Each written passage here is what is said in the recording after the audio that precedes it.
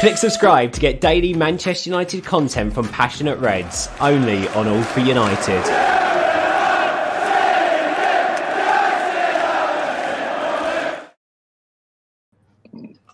We're live. Welcome back to All for United's Last Word. It is, of course, the show where we tackle the biggest talking points that have come out the backside of the weekend. And when I say come out the backside, it was this shower of shit.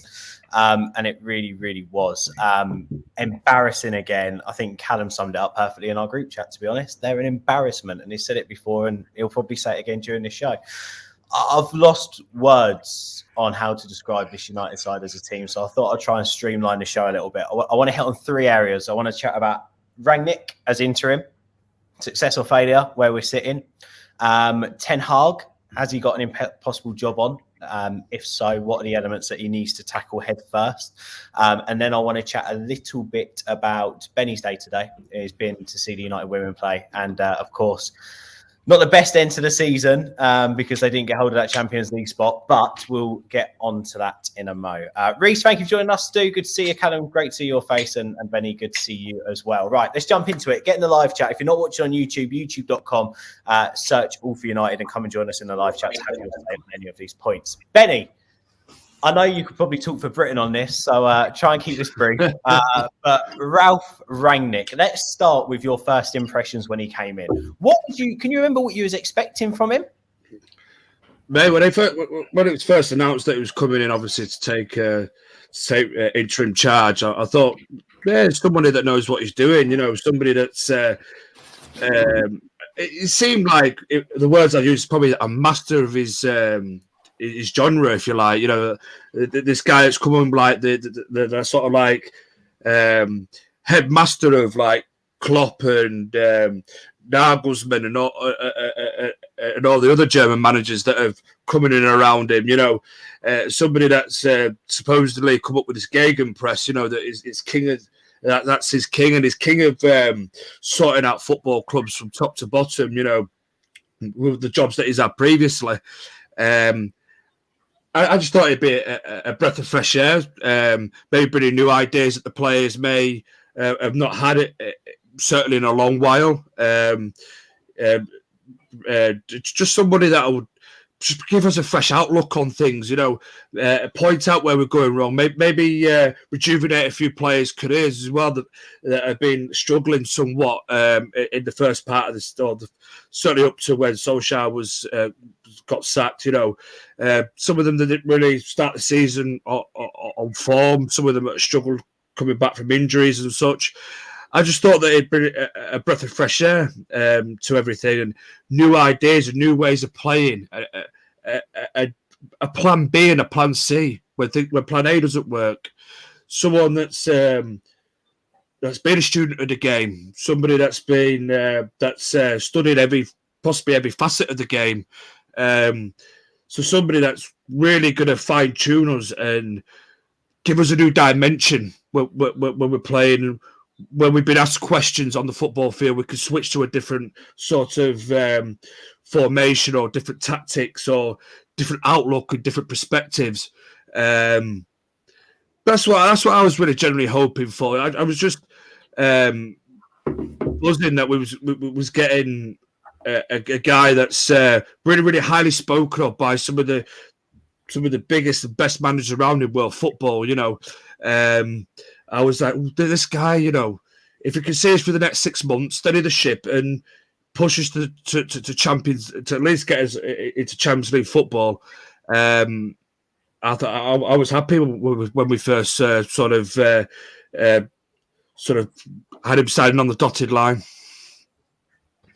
Yeah, and I think most of us was, and especially when we're looking at, I think the word is philosopher. He seemed like a bit like philosopher. That's the word, yeah. Of football, didn't he? But of the Gegenpress and is it the Gegenpress? The Gegenpress. Gegenpress. How do you pronounce it? Yeah, my pronunciation was just bad.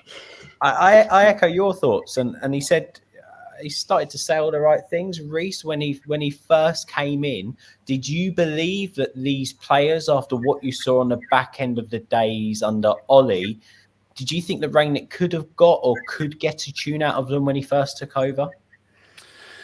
There was a couple of things for me. I think that the main word I took from his initial press conferences was the word control. He wanted control. He wanted us to show that we could gain control.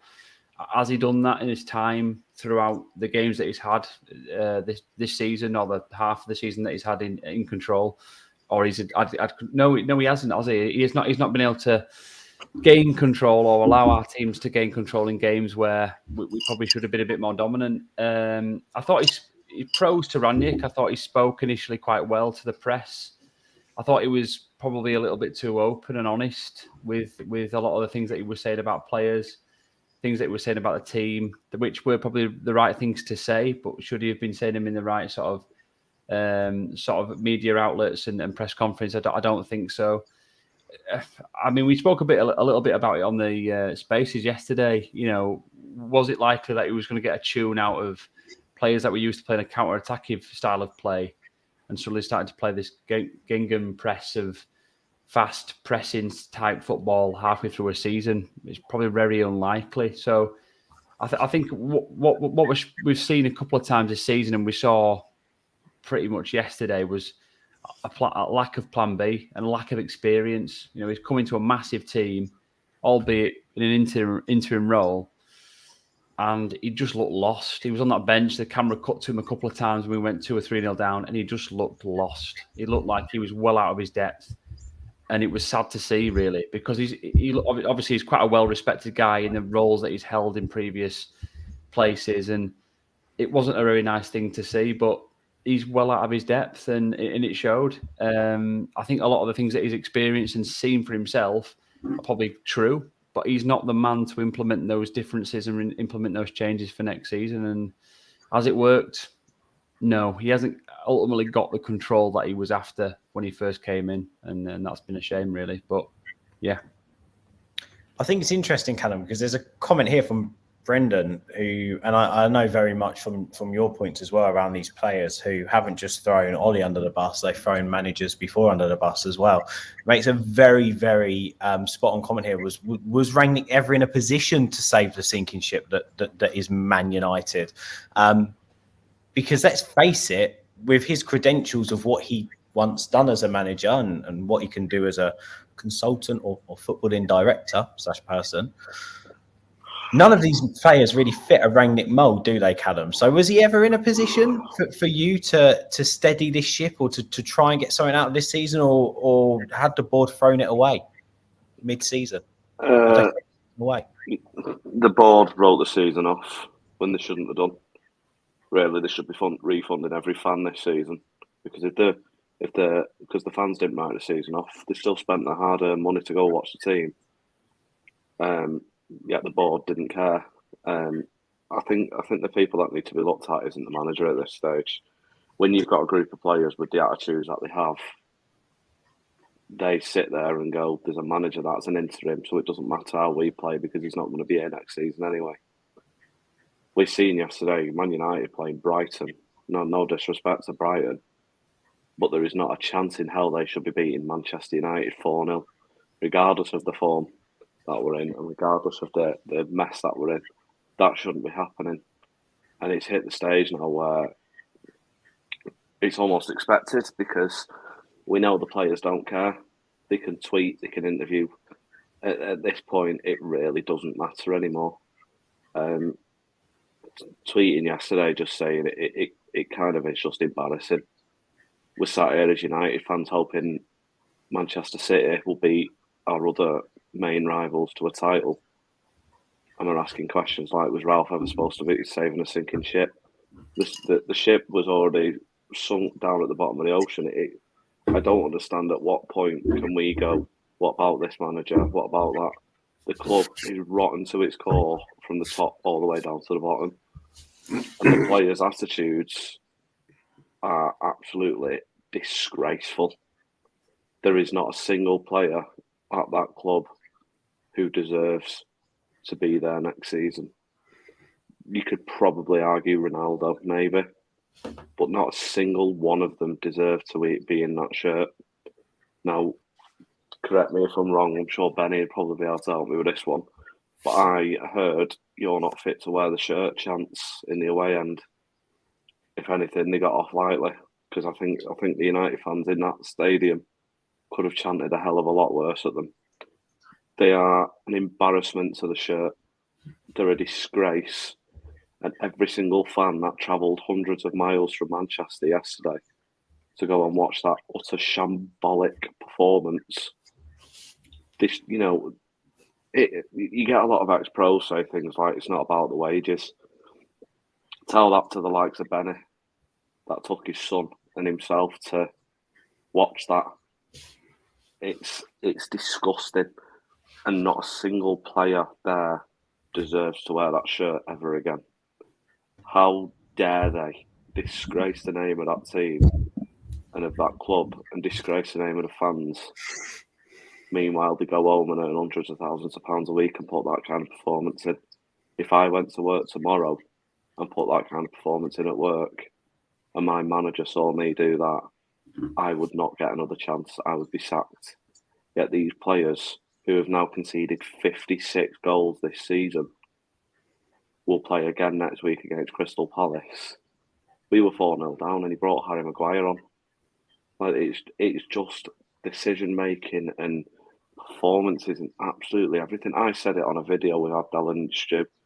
It's hit a stage now where I constantly say they just don't care. Well, if anything, these past couple of months have shown that not a single one of them give a shit. They were on holiday yesterday. Well, we weren't. We spent money to watch them. They get paid obscene amounts of money, and that's how they treat the fans. It's disgraceful. They're an embarrassment to Manchester United, every single one of them. I include the manager in that. I include the players in that. But most of all, these people that own our club have destroyed Manchester United. They've absolutely ruined Manchester United. And it is unforgivable what they have done to this football club. No matter what they do now, it's unforgivable. They need to go, and they need to take these fucking players with them. Do you know what I find really interesting on that point that you just made about them not caring is I think you can tell the difference between a team that's set up awfully and playing shite, right? Because of the tactically inept manager. You can tell the difference between a team that has shite players and they can't do anything for their manager, but you can see so clearly a group, I won't even call them a group, a team of individuals that just don't care. And the issue is when you see that on the pitch and you see that even in a workplace, right? And you've got a team of people there who are working but don't give a shit about the company they work for or the job they're doing. So they're showing no passion for it. It filters down to the next person. Now, the thing with a football team doing that is you've got thousands of fans supporting you and cheering you on, not just in a ground, but also watching. And then on that point, though, feeling Ben, is horrible. On that point, though, Ben, ultimately, you are right. And with what the Glazers have done to the club, it has filtered down to the players. Yeah. But at what stage do we have to sit there, and Stu will say the exact same thing, at what stage do we go, they need to take some fucking responsibility themselves? If I knew it was shit at the top, I'd still do everything I possibly could. What do you mean, the players or the board? Well, the board is a shambles, and it's obviously filtering down to the bottom, i.e. the players. But in my aspect, I would do everything I could to not let that affect me, and I would give my all. The thing is, they need to take some responsibility.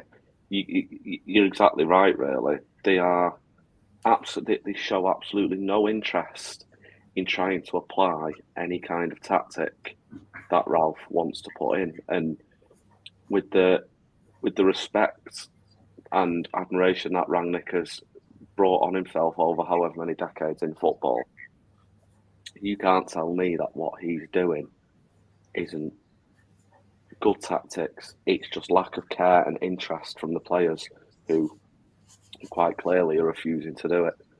The one thing I would say on that with the players, and I completely agree with what you're saying, I think you mean more for them to take some responsibility in a performance-related way. So work harder, go do something, not come out and say sorry like they're all doing, because in that sense of the world, they're damned if they do and they're damned if they don't. Like I saw Bruno Fernandes's comment the other day where he said that he wasn't fit enough to wear the shirt after his performance against Brighton, which in itself as a comment is like, I think that, if anyone on my team make stood on that there one, and went, I wasn't fit to wear the shirt today and play with my teammates, I'd sit there and be like, I need to I don't do want to line better. up to you next to you ever again. I think that the thing that really bothers me though is, and it might just be me picking battles here a little bit, but 20 years ago when Man United had a bad game, rarely of course, but whenever they had a bad game, Gary Neville or Roy Keane always did interviews after the game because as captain, they took responsibility. What's really winding me up recently, and I know he's not played a lot recently, but it's happened throughout the season, that as captain, the first person that should be dealing with the media is Harry Maguire.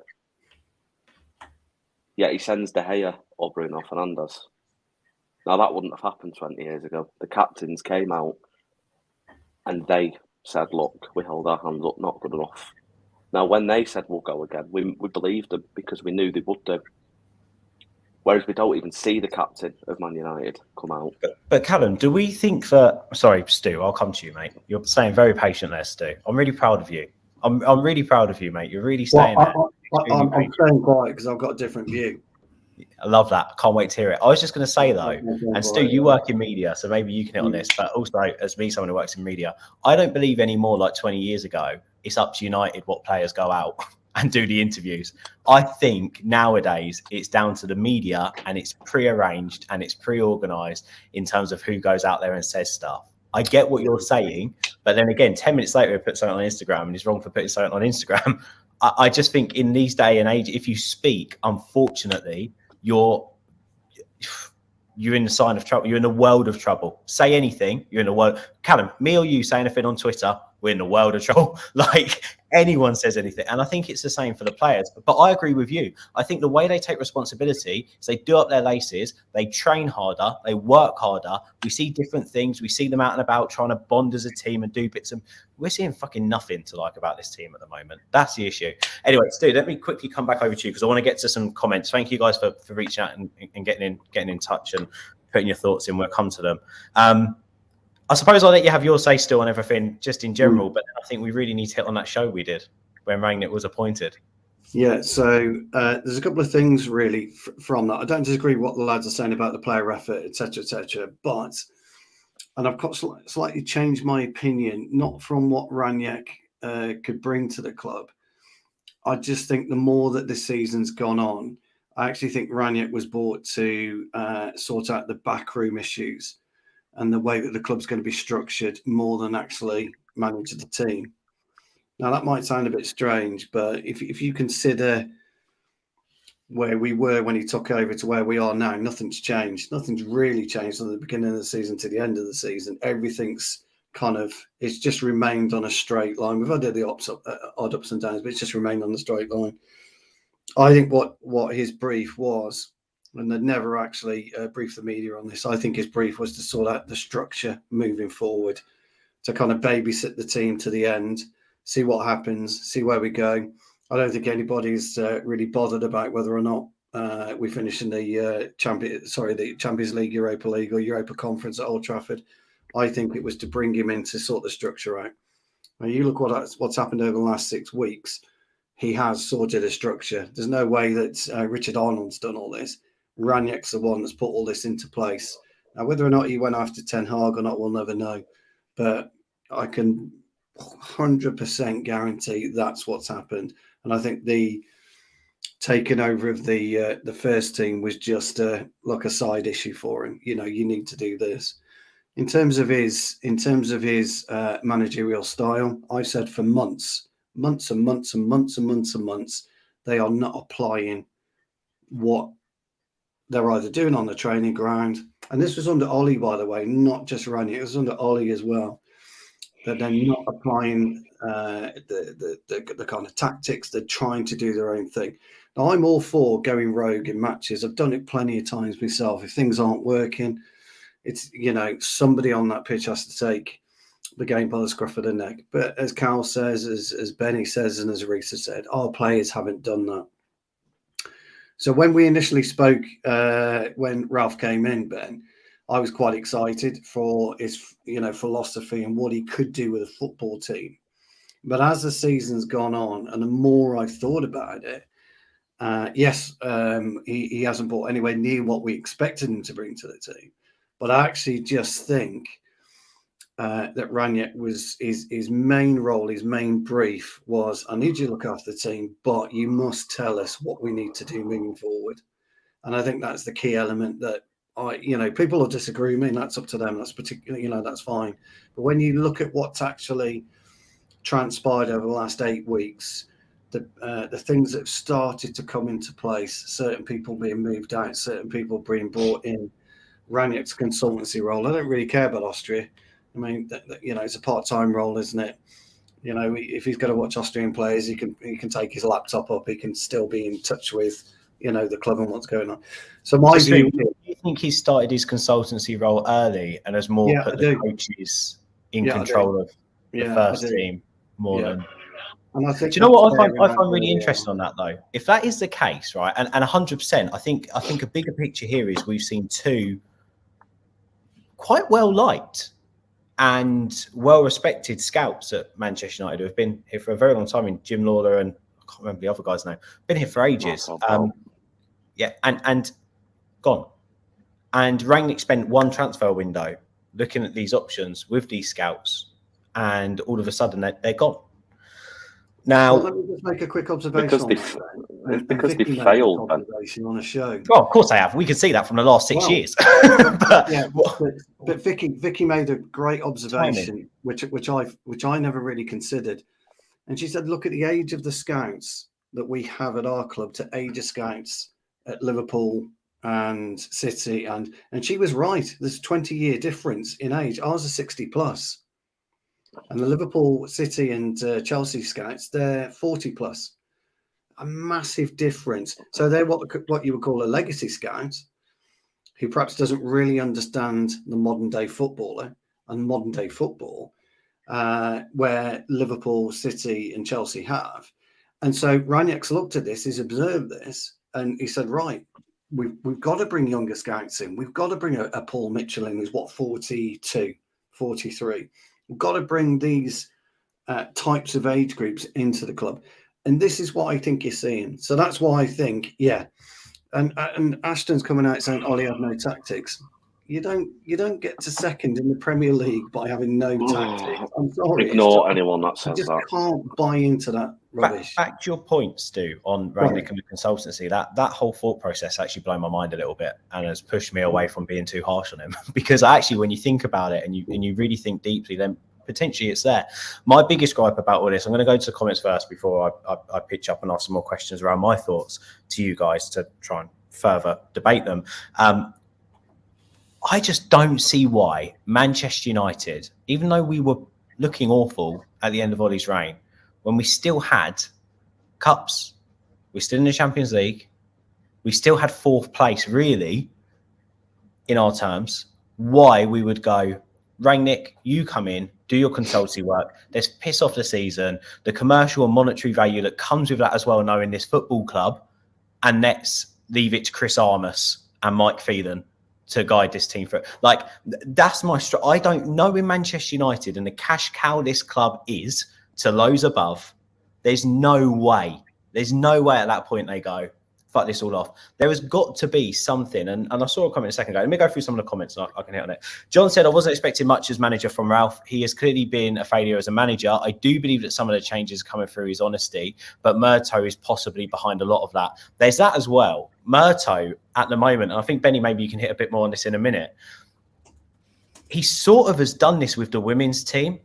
And notably with the structure, with what's changing with the men's team, is sort of what Murto implemented at the very start with the women's team. So we're sort of seeing a John Murto influence here.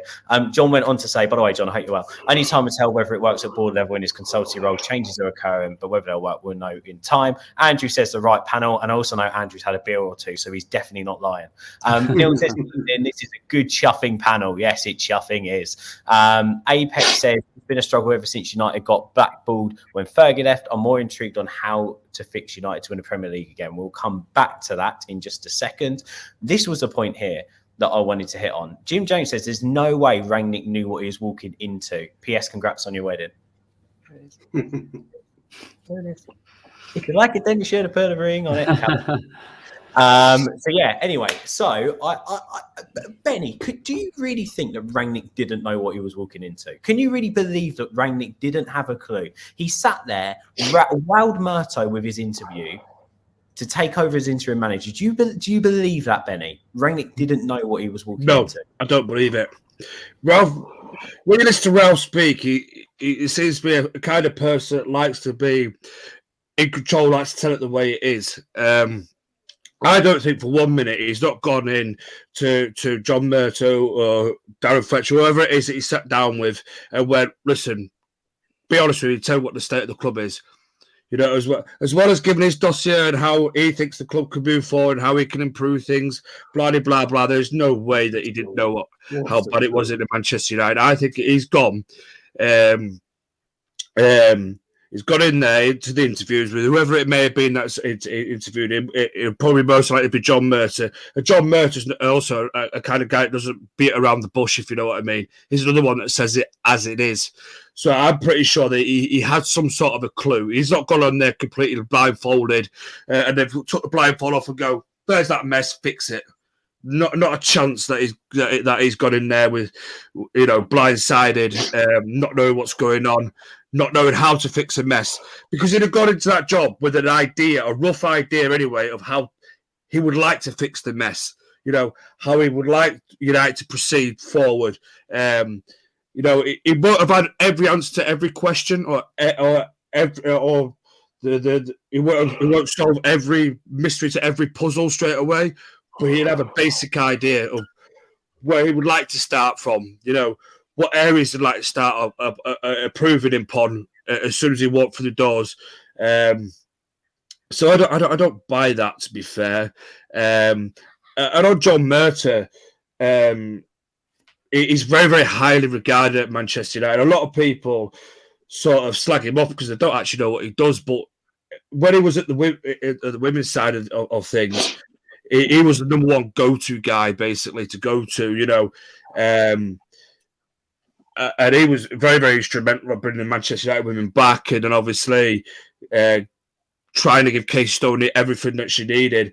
And then obviously he moved on to sort of work between both, doing the men's and the women's at the same time before eventually moving on to do more of the men's side. I've spoken to him a couple of times. He's somebody that, you know, knows football. He's a footballing guy. You know, he's not one of those other idiots that were above him, you know, that were non-footballing guys with no clues. They were just businessmen that like the dollars and pound signs. This guy is an actual footballing man. He was there every single women's game. He was there when he was part of the women's sort of setup. He was always usually above my right shoulder or my left shoulder, depending on where I was sat or stood at Leeds Sports Village.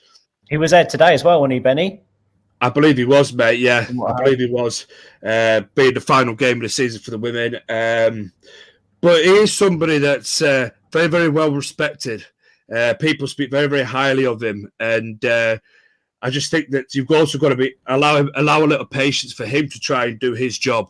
You know, I do think that John Murto is good for this football club, and I think he's wanted desperately to try and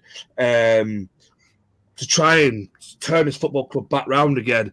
But again, he's probably working one hand behind his back because, you know, at the end of the day, he doesn't have the massive power. He's still got to go to the owners. He's still got to go to the powers above him to ask for stuff and to try and implement change. And again, it won't happen overnight. But let's just hope, Benny, that Richard Arnold sticks to his word. Yeah. And what he's said in recent fan forums, and that's that he's going to take that advice, like Woodward didn't. So let's just hope with what you said. That's what I hope. Do you want to quickly make your other point you're seeing on to? Oh, sorry. I just want to go quickly back to the Ralph one because I went on a bit of a tangent there. But no, tangent, never. I don't believe it, Benny. But just on the Ralph thing, I just don't think he's gone in there completely blindsided without a clue of what's going on at the football club. listen, as I said before, he's a student of the game. I reckon he's probably looked at it. You know, they may have spoken to him just before he was going to take the job, but I reckon in those few days that they would have been consulted and they would have been speaking to back and forth between. I don't know if he has an agent, but whatever it may be, I'm sure he's done his homework. You know. And listen, this is a guy that can spin around football clubs. You know, he gets to the bottom of, of rebuilding football clubs again or building football clubs from scratch. You know, he might not be the best manager in the world, but for somebody that knows how to rebuild a football club or build one up basically from scratch, like with RB Leipzig, you know, weren't really massive powerhouses in German football, but they're there to be reckoned with now. He knows what he's talking about. So I just think he had a rough idea, at the very least, a rough idea what was going on at Manchester United, for sure. I think the real question that we all want the answer to, Benny, is how were you and Connor passing colds onto each other today? Is it the same way that Callum and Jamie passed COVID onto each other? The same way, or was it a different way? I have no idea, mate, but I think he's trying to give me a heads up. If I start feeling rough for the next few days, I know who to blame it on. Connor, stop sharing your illnesses about, buddy. Come on. What did I tell you? The doctor told you to stop doing that. Reese, let me come over to you. Is there any concern about this Austrian management role and the consultancy role working hand in hand for you? Yeah, a little bit. I mean, it's kind of funny, really, just kind of touch on, again, whether he was a bit of a success or a failure and whether it was the right time to sort of get rid of Ollie or whether to wait till the end of the season or whether Rangnick was the right man. I mean, when you kind of look at his record, you know, as much as I sort of agree with Benny, you know, he's a person that does come in and does transform or has transformed clubs and brought them up from scratch. But United are already a club that have got a massive expectations sitting behind them, and you can't sort of sit there and kind of wait for this for all that to sort of get built whilst you know the games aren't coming and the success is sort of taking its time to come through. So for me, the Austrian job is, I mean, at one point Rangnick was kind of putting his name in the ring, wasn't he? Really, in terms of whether he might take the manager's job full time. There was a point in time in his interim period where he didn't sort of necessarily deny it. So he's gone from that kind of period to now taking an Austrian job. Now we talked about it on the Spaces last night, really about whether that's been a massive distraction. And I think for United, you know, if we're going to all believe that we're such a big club and that we need to be going forward in the right direction, having an interim suddenly decide he wants to go and do an Austrian manager's job and still have his hand in doing some sort of consultancy role at Man United, for me, he just needs to get rid. What are we still keeping him for? What the hell are we still keeping him around the club for? If he's not fully committed to the cause, we just need to find somebody else who is. He's only ever going to work 6 days a month, though, Reese. So it makes a difference. But if he was making such a big impact behind the scenes with all these changes, surely we're looking for a deputy director of football right now. Like, we're looking for other roles in the footballing department. I'm baffled. I mean, Reece, I know this wasn't a point you're making. It just seems to be to me that he's gone from being fairly committed to what he was coming in to do and signing up for, and then it's completely U-turned from, oh my God, what job have I got here? Let me get out of this as quickly as I possibly can.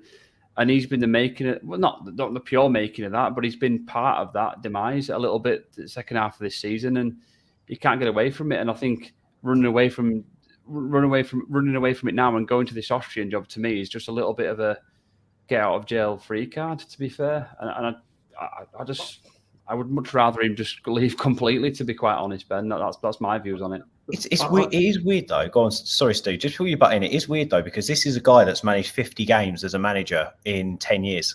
50 games of football, 83 games, something like that anyway, in 10 years. And this is one of the initial things that I said to you, Stu. I thought that this United side, after Ollie, needed a proper manager, a proper coach. And Yeah, I don't you do. understand how You do. someone who had 3 years working up through the ranks with Schalke and Leipzig could come into Manchester United, the biggest job in world football, after 10 years of working as a director of football, and spur these players on to get them through to the end of the season. Because as Yasser says here, as an interim manager, that's your job. A bit like what Ollie done when he first came in. You've got to just get the best out of individuals, see you through to the end of the season, to try and not end the season on a total mess. You do. I'll let Callum and Stu talk in a second, but you generally as well, you're trying to keep to the same style. Carrick did it in those 3 games that he had. He stuck to the same style. He got us through those very tough games, sort of clinching games of the season, the Villarreal game, the Chelsea game, that point in the season. Like, I'm not saying Carrick would have gone in and got us top 4 towards the end of the season, but he kept to the same style. It wasn't the style we wanted to see. It wasn't necessarily the players we wanted to see, but you get to the end of the season as best you possibly can with the style that you're currently playing to, and then you get that appointment. And we're never going to get the right man, I think, in January, but coming in and then starting a whole different process and a whole different style was very unrealistic, and it's not proven to be the best way to go forward. I'll go back to my previous comment. I don't think that's his role. His role was not to push us to European Champions League or wherever. His role was to take the team, but cement what's going to happen moving forward. Any business analyst will tell you that you can come in, you can do 2 jobs, 3 jobs, within the current football club, relatively straightforward. It's how many hours of the day you want to work. And Ben can attest to this. He's up at 7 a.m. He's working sometimes till midnight. It's up to you as an individual to decide how many hours you want to work in those 24 hours. Now, you can lay the foundations quite simply. I laid the foundations of my department in 2 days. And once I've done that, you then sit back. Once you've got everyone in place, the pieces in place that you want, it's a relatively straightforward process moving forward, if I'm being honest with you. So to run Austria's national team on a part-time basis, work 6 days a month as a consultant with Manchester United is an absolute piece of cake. I could do it with my eyes closed. I literally could do it with my eyes closed. It's all about setting 2-3 hours aside at any period of the day, or an hour aside at any period of the day, and doing what you want. I bet you, Ben, you do 2-3 meetings in the morning, then you'll do your playlist for whatever. If you're doing the radio that night, or you're doing your show notes at a time where you've got very little to do, or you've factored that in within your day, then you'll do another couple of meetings, then you'll do the school run, then you'll do another couple of things. You're emailing and you're doing all this. If you're organised, it really is a piece of piss to do this. And he is a very, very clever guy. Is Rangnick, a very, very clever guy. And I'll go back to what I was saying before. If you look at what's happened, the changes that the club is going through over the last 8 weeks, he's done that while potentially overseeing Manchester United. And I think that's, and to me, I think it's a very, very smart move by the board. I think it's the only smart move the board have done since Sir Alex left, because I think you're going to see a new Manchester United, a new way of doing things, a more professional way of doing things, providing Richard Arnold has the scope to do exactly what he wants, doesn't have to answer to the parasite all the time, but has got the nous. Now, there's one thing Richard Arnold is, he's a very, very, very clever marketeer. Very, very clever marketeer. He knows how to run a business, and he will look at the overall picture, which is Manchester United. Because don't forget, he was managing director of Manchester United. Okay, so he's now CEO. So he will overlook Manchester United, the whole thing, allow the football people to do what they've got to do. And as if we do bring Paul Mitchell in to work as, I don't know, scouting director, global head of recruitment director, whatever you want to call him, alongside a very, very clever John Murtagh, and Benny's right, real footballing man. And since he's been at the helm over these last 18 months, he's been instrumental in some decent things.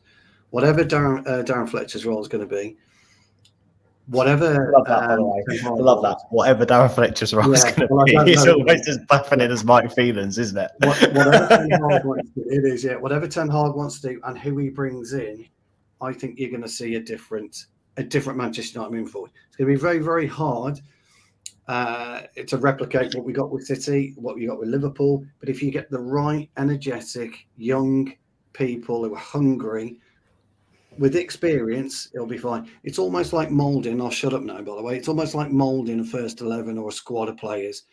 You want young, hungry players, good, honest pros, sprinkle it with stardust. It's exactly what you need in the boardroom. And I think that's what we're doing. So for me, it isn't an issue. I think it's a good move. I think it's the smartest thing the board have done. Callum, did you want to pitch in on that? Yeah, I think there's one thing that's worth noting. The Richard Arnold era of Man United is already better than Ed Woodward's. Ed Woodward is a disgrace and should never be allowed near Old Trafford again. Not that he would ever go because he's down in London most of the time. I think Stu's right, to be honest. But that's my issue with it. If that is the case and they brought Rangnick to, get us to the end of the season and to oversee a structure. Now, the overseeing of the structure and bringing in these new people is obviously always welcomed. But the idea that needed to happen alongside writing the entire season off, I think it kind of shows the lack of care and contempt for the fans, really. If they're happy to just write the season off, I just don't. Yeah, that's good of you. And by the way, in case anyone asks, Callum hasn't shaved his head because Ten Hag's been hired. Just thought I'd throw that one out. I shaved it because I'm balding, so I had to shave it. But yeah, I think that's my worry. I think what Ralph has done in terms of on the pitch probably hasn't been great, but in terms of off the pitch and overseeing a structural change and bringing in these new people, it could be a blessing for us going into the future. Ultimately, it's just a shame that the board has to do this and write the season off because the fans wouldn't have wanted the season wrote off, and I think that's the worry. I did read something the other day, though, that as much as Richard Arnold does seem to be wanting to genuinely oversee a change and a proper change, unlike what Ed Woodward did, there is still a major issue, and he's still answerable to Joel Glazer. And any changes that may want to be made, or any players that may want to be signed, or non-playing staff wanting to be brought in, it still needs to be signed off by that piece of shit over in Florida. And at this stage, that's not going to change. It's like Rangnick came out the other day and said he wanted a striker in January, and he was ultimately told no. This is why you bring in interims, because you want to write the season off and you don't want to spend money in January.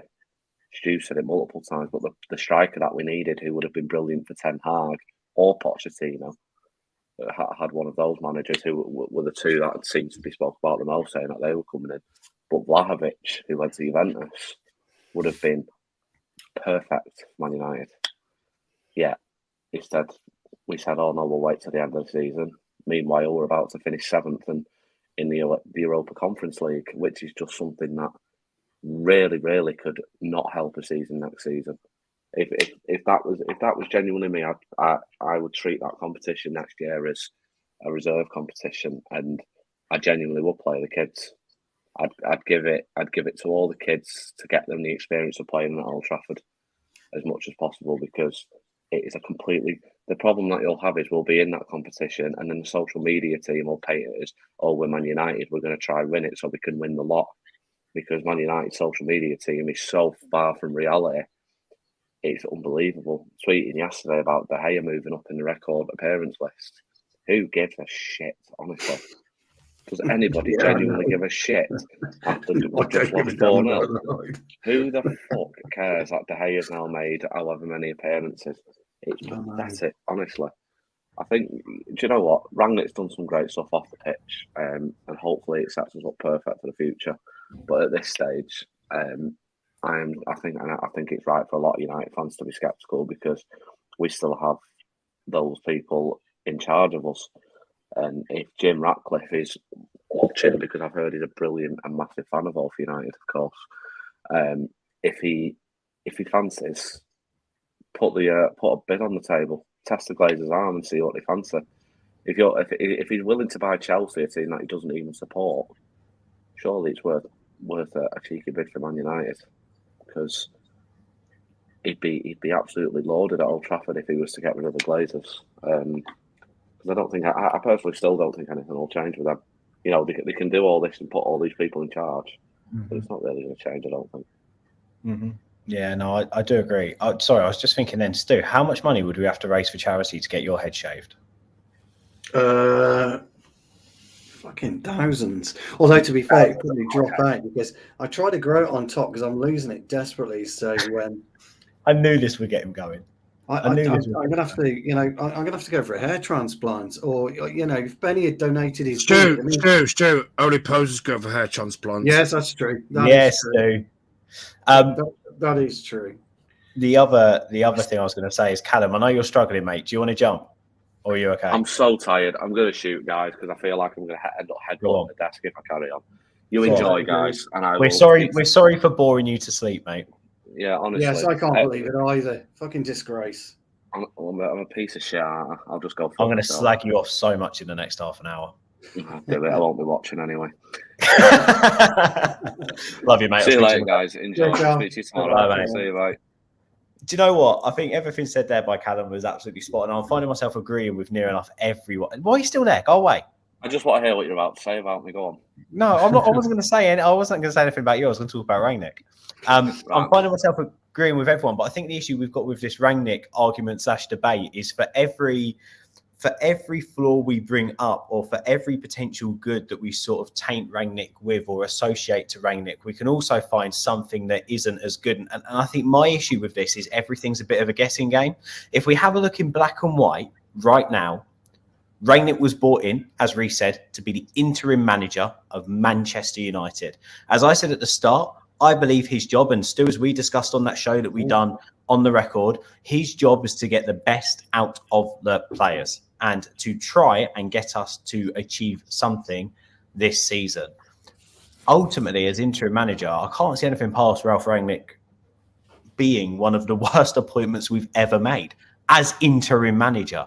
Love the idea of a consultancy. Maybe he should have come in as a consultant alongside an interim manager, because there was still stuff to be played for at that point in the season.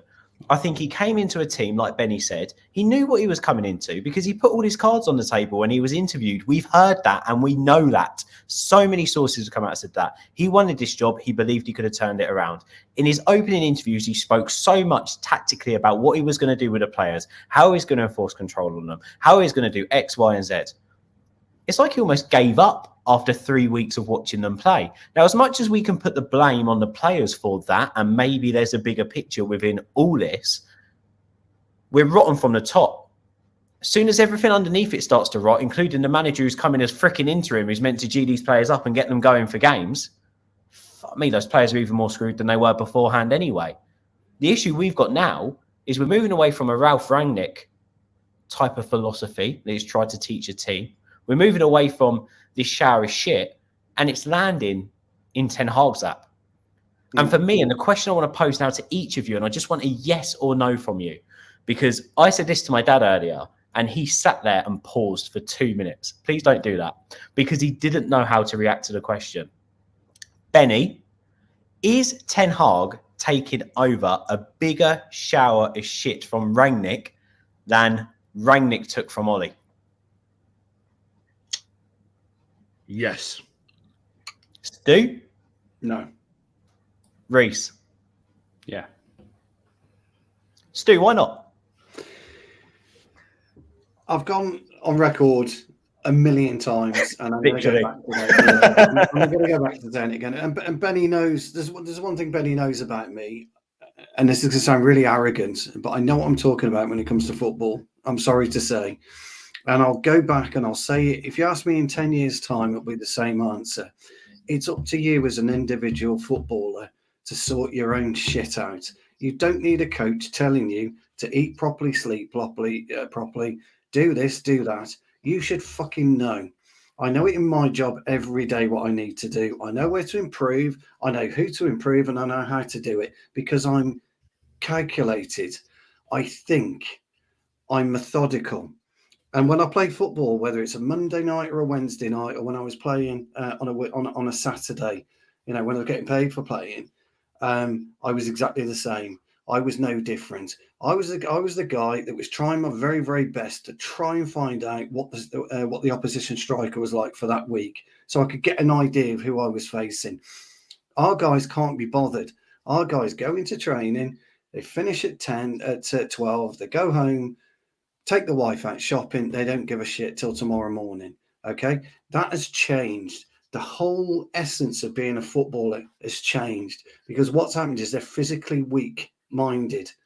Okay, and we allow them as clubs, we allow them as fans to get weak, because Ronaldo scores a goal and he's the Messiah. There's not a fucking Messiah on the planet.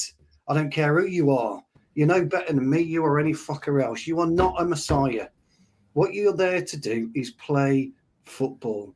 And if you can't get up and do the very best for you individually, as a man, as a husband, and as a father, don't bother. Go and do something else. Just don't bother, because I get up every day and I do everything for my kids, for my wife, for my family. That's what I'm there for. Okay, I'm there to provide. Now, these idiots, unfortunately, the way the football has been sculptured and structured over the last 10 years is they're giving away stupid contracts to all these players, and they don't care. Because you know as well as I do, lads, if you had 10 million quid in your bank, would you care? You wouldn't give an absolute damn. And this is the problem. They're so devoid of realism. They're so devoid of what it actually means for Benny to spend probably 150 quid yesterday to take his 9-year-old son, to Brighton so he could watch football. He could watch his heroes. Well, unfortunately, and I'm sick of it in F1, I'm sick of it in everyone, I'm sick of it in boxing, I'm sick of all these so-called stars or whatever you want to call them just popping up in Tyson Fury's dressing room on the F1 grid today. Nobody gives a damn. What people strive for is perfection. You'll never get perfection, so the very best thing you can do next is supply your family. Strive for providing the best you can for your family. The problem with football is they don't need to do that. They've already made it. They've already given their family everything they can. So what message are they sending to their families? Not just themselves and not just the fans. Their families.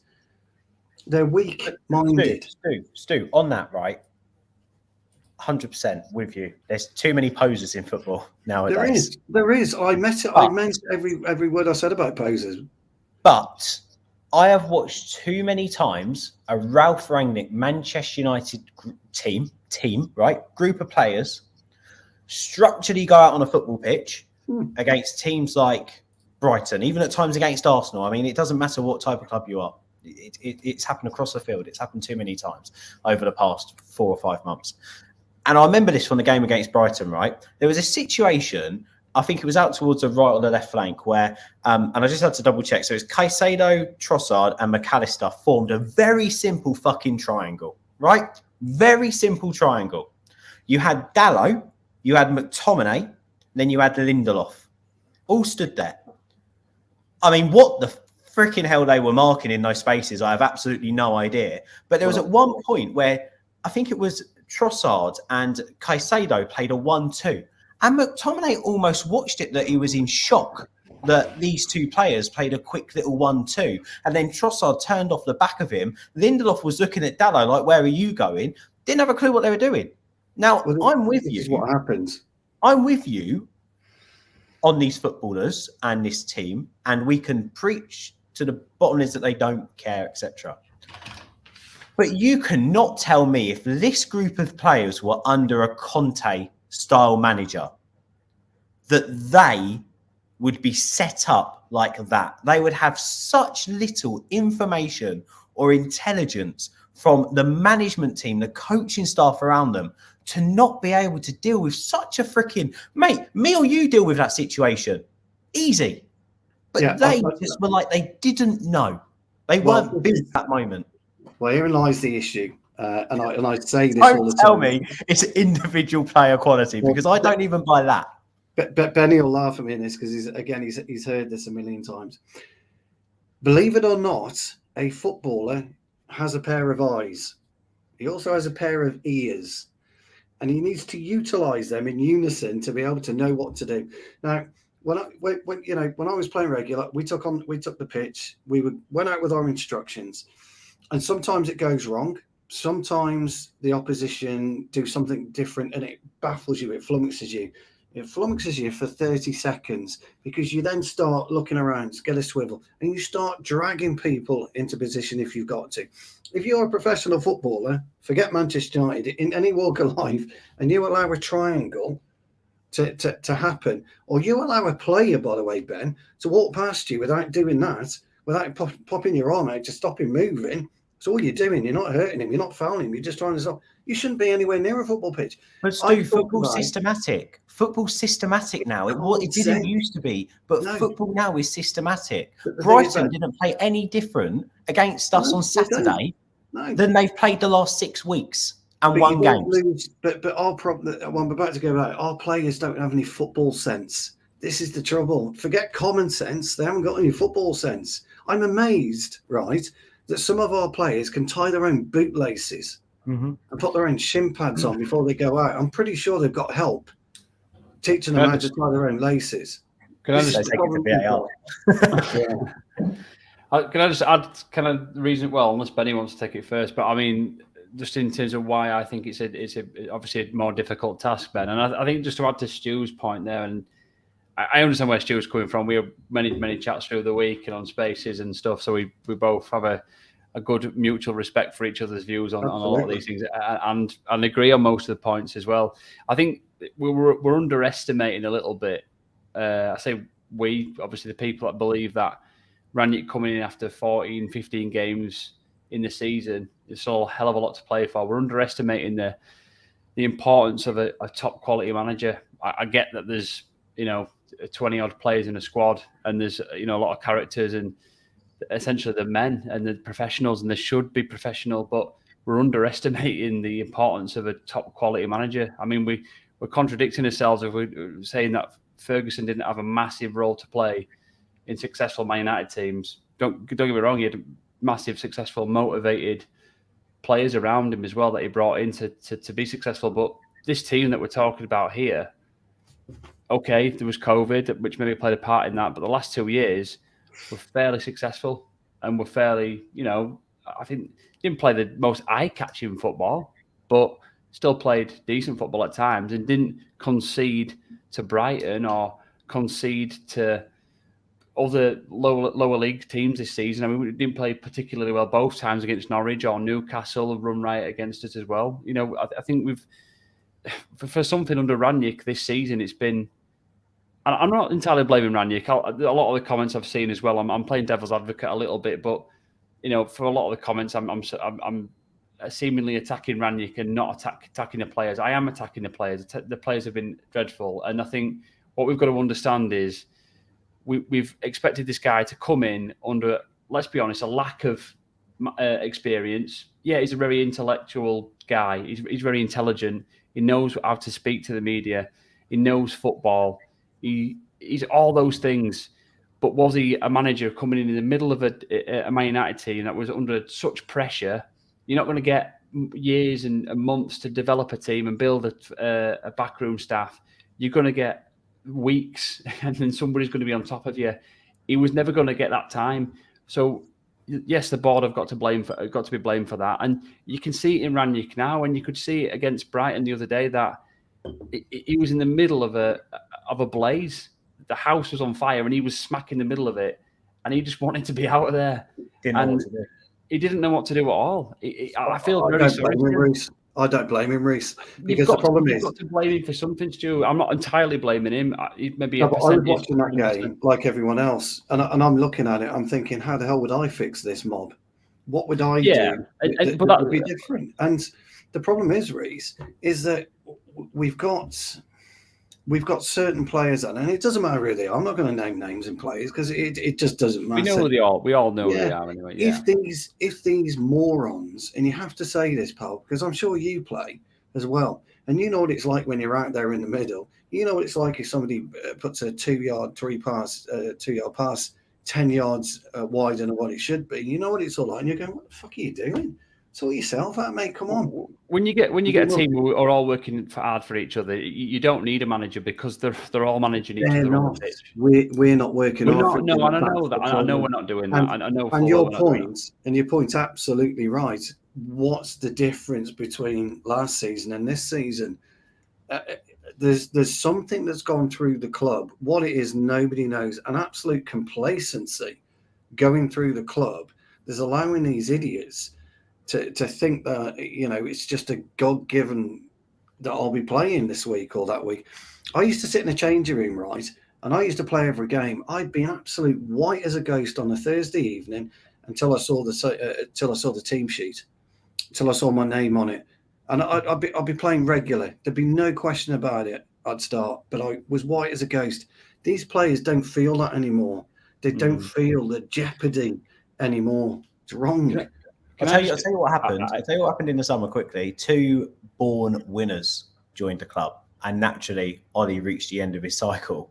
But the issue was then what happened next.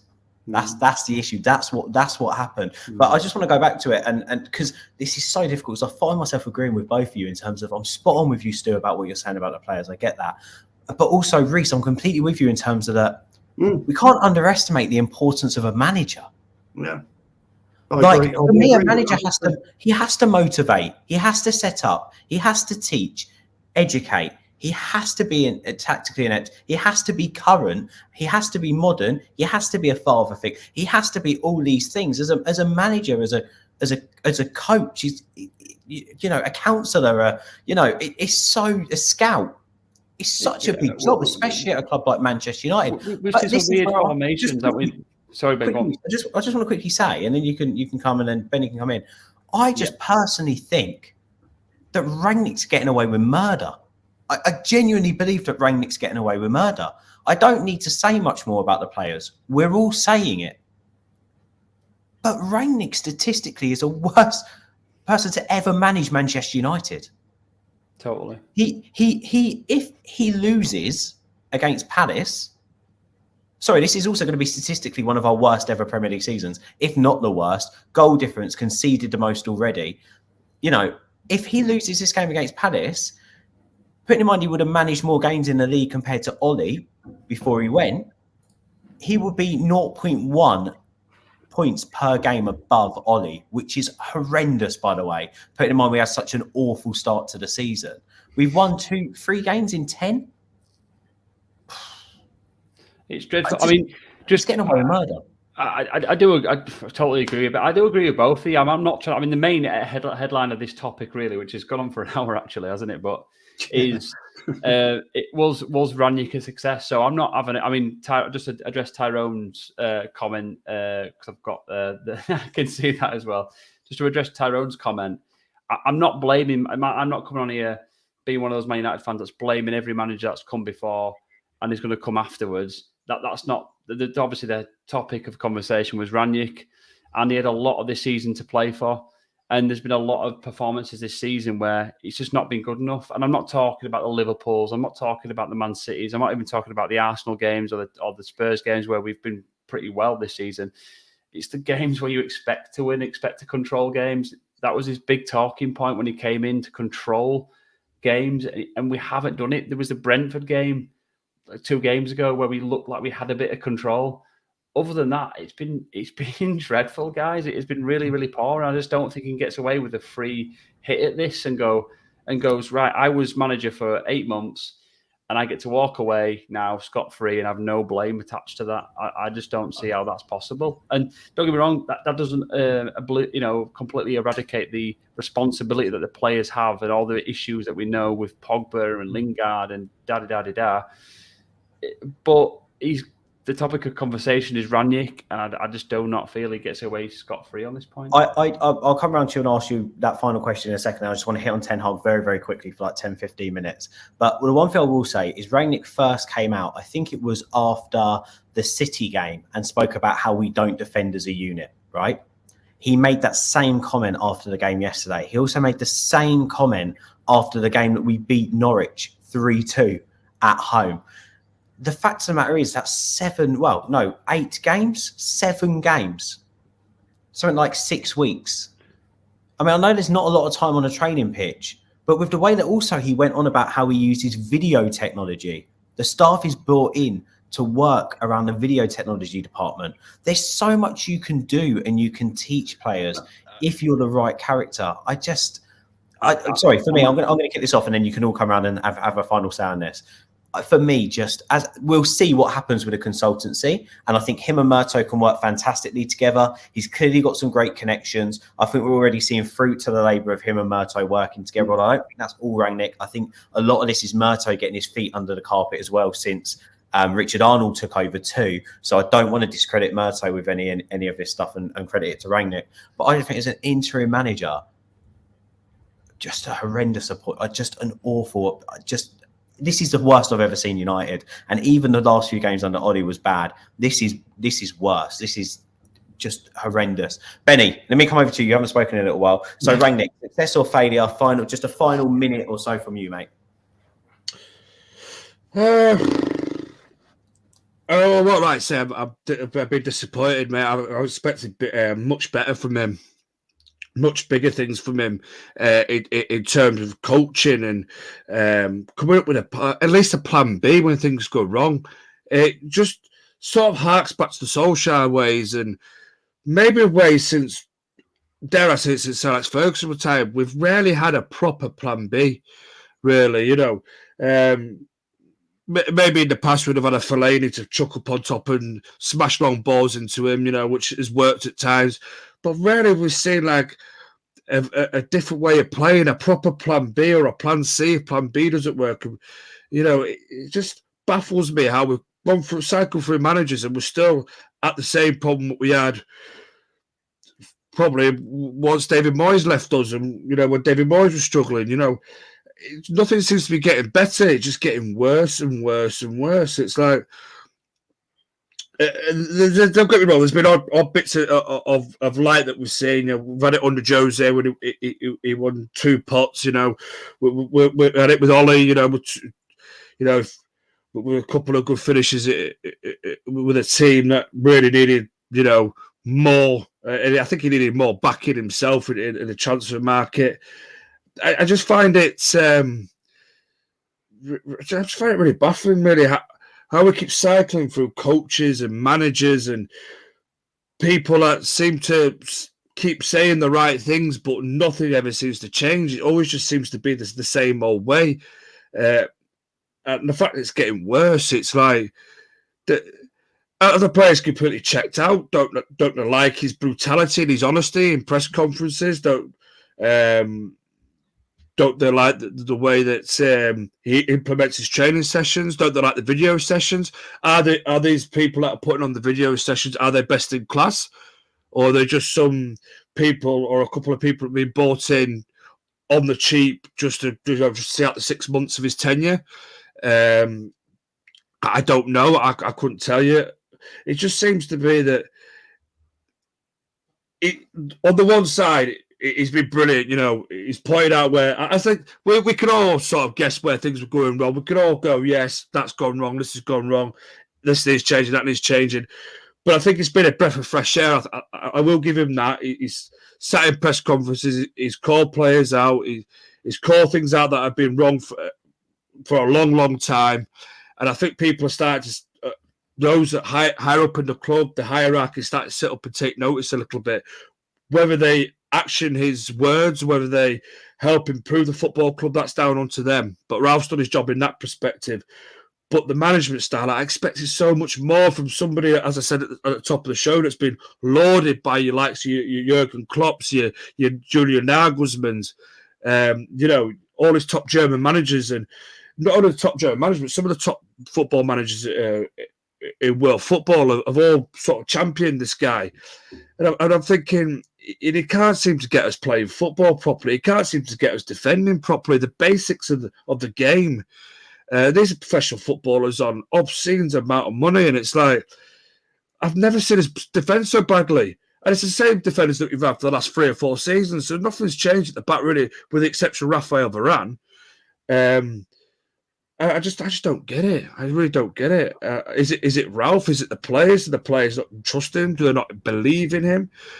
or is it the other way around? Does Ralph not believe in the players? And maybe he's sort of gone, it's just not workable for me. I've chucked all the tools I can out of these players. They're not buying into my philosophy. They're not buying into my ideas. They're not getting it on the training field. They're just not. I cannot believe this Manchester United team are unfit for a start as well.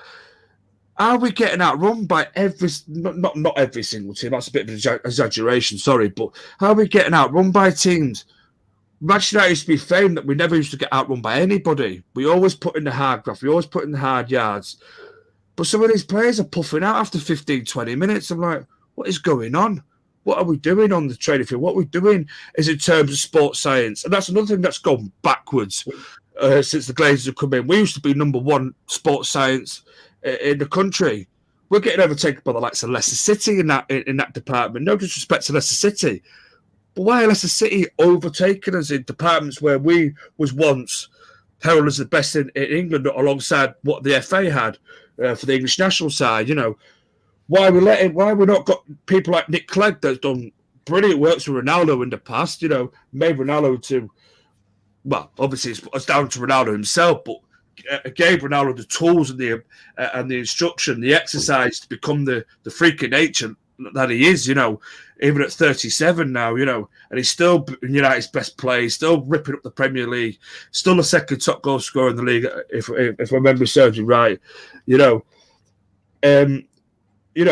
are we not giving Nick Clegg a higher role at Manchester United? Yes, I know he works for himself, and I know he's got his own business and everything. Why has United not gone, we work wonders with Ronaldo, you're an ex-employee at a football club, can we tap into your ideas? What's your ideas on physical improvement and how to gain, as much of an advantage on the field as we possibly can in terms of fitness? I just think everything's gone backwards. And poor Ralph, I'll end it on this. Poor Ralph, though, he's had a shoulder to blame for a lot of things, but I just think the players are also to blame. We all know that the structure of the club's been rotten for years. Obviously, that's getting ironed out as I'm hoping anyway. It's getting ironed out slowly but surely with the right people in the right positions. I just can't believe it's got this bad. And remember, this is the team that finished second in the league last season. And you asked me why. I forgot to mention as well. Well, why I said yes, it's a tougher job for Ten Hag. Let's not forget, there's a lot of players out of contract, a lot of players that have down tools, a lot of players that possibly want away. He's going to have to sift through all that, get rid of who wants to go, bring in new players. Might be a blessing. An easy fix. This could be 2 or 3 years. That might be a blessing. The players it might be a blessing, mate. But I'll stop rambling on now. I'll probably ramble on. I just want to quickly on it. Tyrone says Rangnick has successfully exposed these crap players for what they truly are. Again, your manager doesn't come out and speak and stir shit like Rangnick has in some instances with somebody. To be fair, we had that before with Jose Mourinho as well. He did it with Luke Shaw. He did it with a couple of others as well. One of the reasons why everyone fell out with Mourinho from a United fan base point of view, we hated that with Mourinho. Yet we're celebrating it with Rangnick. I never minded it with Mourinho, to be honest. I quite like it because at the end of the day, if these players they be put on a pedestal, well, you're quite happy to go out and sign autographs. We'll take it both ways. One other thing, Benny, just quickly, the reason we're not as fit as everyone else is we don't have enough players with asthma in our squad. Unfortunately, we need more players with asthma, mate. If we did, then we'll be fine. It's true. It happens in cycling. It's and then get away with it. I'll tell you. I think there's a statistic out. There's about 29% of Premier League players have got asthma across all the Premier League clubs, and I think I never knew that. Yeah, I think there's about 9% of those players are at Liverpool. Well, there we go. Jacob, we're not saying that the video sessions can change the ability of these players, but as me and Stu have hit on with Rashford a number of times, if you put time into educating yourself on football and you put your time into learning your weaknesses, one of the big ways you're going to do that is by the training pitch and by analysing. So you can improve. Managers can coach through video, and it is a modern way of doing it. Of course, nothing will replicate it better than pitch time and so to speak, being in a situation and learning from experience, but video can really help. And one of the, again, when Rangnick came in, I keep going back to it, one of the big things he said was, I don't need training sessions. I need some video and I just need my group of players. And he's always spoken about that. Anyway, Stu, let me come over to you again quickly. Rangnick, has he been a success for you as an interim manager? I'm going to say yes. And I and you've got to look at it as the bigger picture. My bigger picture is I think you'll see the success in the next 2 to 3 years of what he's done. However, I am willing to concede what yourself and Reece and Benny have been discussing about you need motivation of players. Has that worked for him? But I'll refer you to a couple of things that he's said, and that should send alarm bells. He said, we don't defend as a unit. He said that 4 times, which means he's telling these players, or the coaches are telling these players, they are doing these drills, but they just can't seem to get it. Whatever the problem is, these players just can't seem to get it. But is he? Well, he must be. He's talked about it 4 times. If I speak about something more than once, and I say to my team, if I bring up something more than once, I'm not doing it again, because that's what I want you to focus on. So is it that the players don't then? I'm trying as well, Reece. This is me trying. So is it then that the players are shit and don't take instruction on board, or is it that just Rangnick's shit at coaching? No, the players aren't applying it. I don't think. Damn! I'm hoping I was going to get you on that one at least. No, you're right. The players aren't applying it. If it's like I said, if you go in and you are told to stand somewhere, and if you don't pick up your man on a corner and he scores with a header, it's your fault. It ain't the goalkeeper's. It's your fault, because you're the one that's let him go. All right. Or if you've missed out on a 50-50 tackle or whatever, it's your fault because you've missed it, because the other guy wanted it that little bit more than you. If you can't string 2 passes together, it's your fault because you're the one kicking it. It ain't the gaffer. It isn't the gaffer. If Ben, you talked about your pass, that worldie of a pass on the outside of your foot, and the guy couldn't do it. What if you practice that in training? What if Rangnick had got 4 of you together and said, right, Ben, I want you in the quarterback position and I want you to lob a pass over to Jim. And then, Jim, I want you to take it first time and score. You do that 5 times, and each time, Ben, it works. You come to match day and you do it again, but you put it 2 yards further than Jim's expecting it. Whose fault was that? It's your fault, and you've practiced that. This is the problem with football. I get what you're saying. I really do. But I'm just making an example about you can practice, but it doesn't always come off. Or you can't be bothered to do that pass. Instead of doing it at the outside of your foot, Ben, which you're brilliant at, you decide to do it with the instep, which is shite at, because you can't curl it round enough. This is the problem. It's all about individual thinking. And I've sat in a changing room on many occasions, and I've looked at someone and said, "We fucking practiced that. You knew you were supposed to be at the front post. So what were you doing 6 yards behind?" And he's looked at me saying, "Well, they know well. We practiced it. If you'd been at the front post, you might have scored." And this is football, I'm afraid. And this is why I just can't buy into it's all the manager's fault, because when you cross that white line, there's only one person who can affect the game that you're playing, and that's you, nobody else. When you cross the white line again at half time, and if he gives you a bollocking or he chucks a boot at you, or because he hasn't done what you said, fair enough. Now, whether Rangnick's that type of player, I don't know, but really it does come down to yourself. So I do believe Rangnick's been a success. I don't buy into stats. Benny knows I'm not a stat man. I'm not a stat. Reece doesn't actually. Reece, I don't like stats, mate. I don't agree with them. It's bollocks. But people love them. People love a stat. But Benny knows I don't you, Benny? I fucking hate them. Can't stand stats. So Reece, just in general then, coming off the back of Stu's comment, 2, 3 wins in 10, 6th in the league. Rangnick's been a success. Do you want to tell him why it's wrong, Reece? I've got a few things I'm hoping going to sway Stu's mind on a few of these little points. I've got some tricks up my sleeve here. Well, when he has a sip of drink, that's when he's ready for battle. He's going to he's ready to go. Yeah. In no particular order, yeah. I think like you look at the away record that we had last season, and you look at the comebacks that we had in situations where we conceded goals early in the first half, came back in the second half. That's not happened enough this season. Why has that not happened? You know, Ollie's football wasn't particularly eye-catching, like I said before. It wasn't particularly, we didn't control games either. But what we did do was have some level of bite where we did come back into games, and we did have this record. Rangnick's big point was trying to gain control, trying to gain those situations where we weren't conceding early and gain control early, so that we were able to not concede, but go on and win games early and then carry on winning games. He made it worse. Because not only did we not do that in the first half, we also then conceded and then lose games and not come back. So we lost that chance of coming back into games.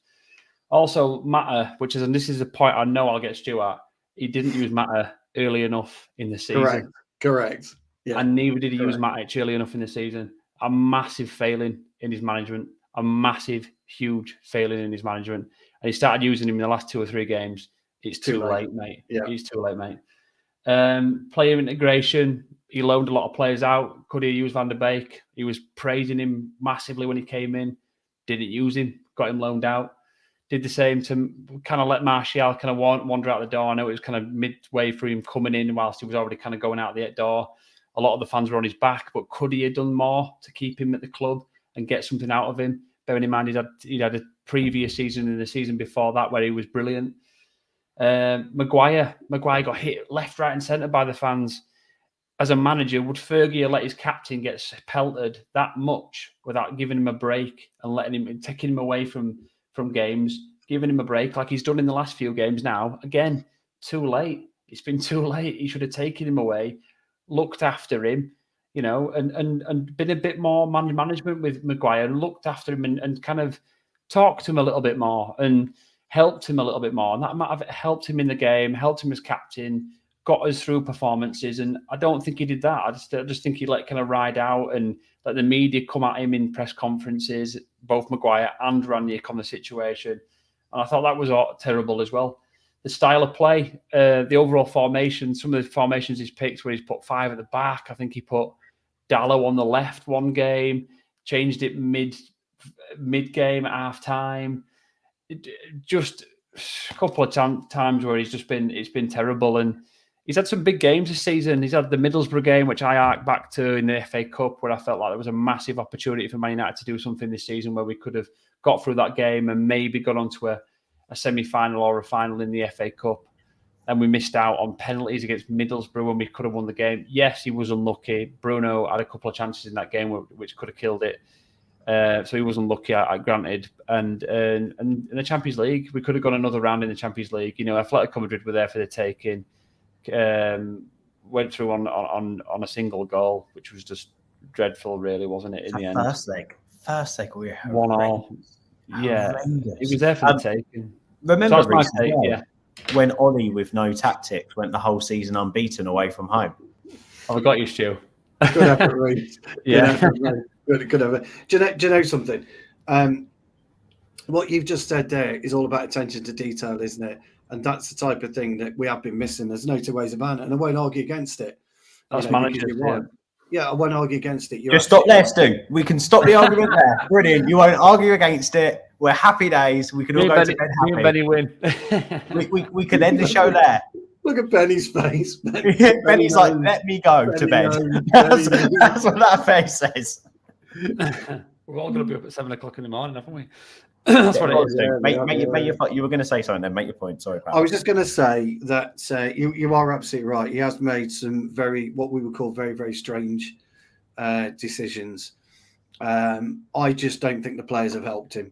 No, you're right. And again, I go back to a player's perspective. They just haven't helped him. And so some of the stuff that we've done, it's so basic, isn't it? Or we haven't done on the pitch. Yeah. It's so basic. And you do wonder, in all our walks of life, if I went to Benny's been working for DBT for 10 plus years, and I went to him, 5 years into it, say, Benny, you don't stack a truck like that. Well, I do, because I know how to do it. And I tell you why I stack a truck like that. how a centre half who's been playing the game for 15 years can't work out where to stand is beyond me. Same with a fullback and a right back. I just can't get my head around it. Because, even I know where to stand and stuff like that. And the thing is, though, Reece, is if you've never played fullback at the time, I could coach you into, to playing fullback during one single game. I could tell you where to be all the time because I know where I need you to be and where you should be. And I could do that just by saying, just stand there, Reece, don't move. Step with me, mate, step with me. Look where I am, look where I am. Little basic things like that. It's nuts, isn't it? Genuinely believe, per our conversation the other week, we are now seeing a generation of young footballers that didn't grow up playing and watching football. Genuinely, my belief. I honestly believe that. Because it's just those, as I said, I've always stuck up for Scott McTominay. And it's something that I really love about Scott McTominay. But watching him stare at Trossard and Caicedo playing a 1-2 yesterday, like he was seeing Xavi and Iniesta floating a ball around him, nearly made me sick. It nearly made me throw up in my mouth. Anyway, we'll have to leave that there, guys. We're not going to change him, Reece. He's being humble enough. I think he's enjoyed this. I think you can always have an honest debate with Stu. He's right. What I will he's say, right Reece, we did do a show on the record when Rangnick came in, and we sort of, it was around that time when everyone was talking about it, and I was very much, I didn't think it would work out for many reasons that we've spoken about here, and plus I actually haven't liked the way he's come out and said some of the stuff in the press conferences. It's not for me. And he did say to me the other day, he sent me a message the other day, and he did say, Ben, you can have the win on that episode. So there is a part of Stu that is there. So anyway, Benny, thank you, pal. You've had a big day of it today. Cheers, proud of the women, though? Yeah, mate. Yeah, just lost out on the Champions League by 2 points to City. Gave Chelsea a good run for their money in the first half, but listen, they've got stacks and stacks of world-class players to call upon from the bench, and they just kicked it to second gear, and then the second half they just took over, ran riot a little bit. But listen, there's another manager that's not had a full transfer window yet because previous summer transfer window was all done by Casey, and the winter one he just brought in a couple of bodies that he needed. This is going to be his first real summer window to get the players that he wants in and to mould Manchester United the way he's going to be. Listen, Casey Stoney's finished fourth, Mark Skinner's finished fourth, but we are getting closer to those top teams. Just needs that little bit more investment if we can. And I know it's a huge ask when the men's side needs a huge, massive rebuild as well. But if we could just give them a little bit more of a budget. Listen, women's players don't cost anywhere near as much as the men's players. So if they just gave them a budget of 10 million quid, that would be fantastic. That would be.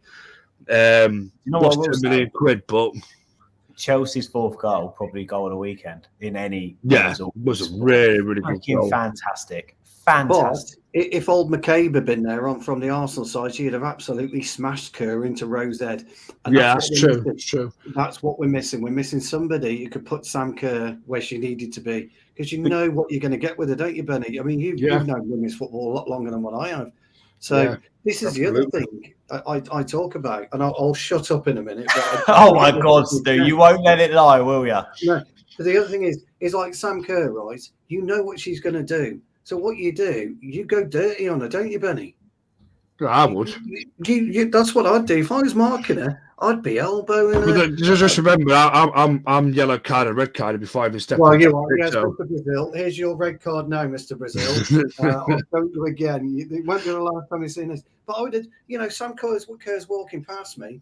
I'm just kicking her ankles. I'm dropping her a quick elbow on the side. I know it's wrong, but that's how football is. You've got to stop these types of players. Kevin De Bruyne, I'd have been all over him like a rash when I was playing against him. I'd be so excited, a bit like Fernandinho was. He's like a kid in a sweet shop.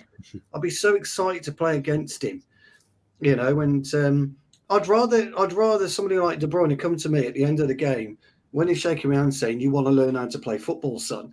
To which I'd reply, "How many goals did you score today?"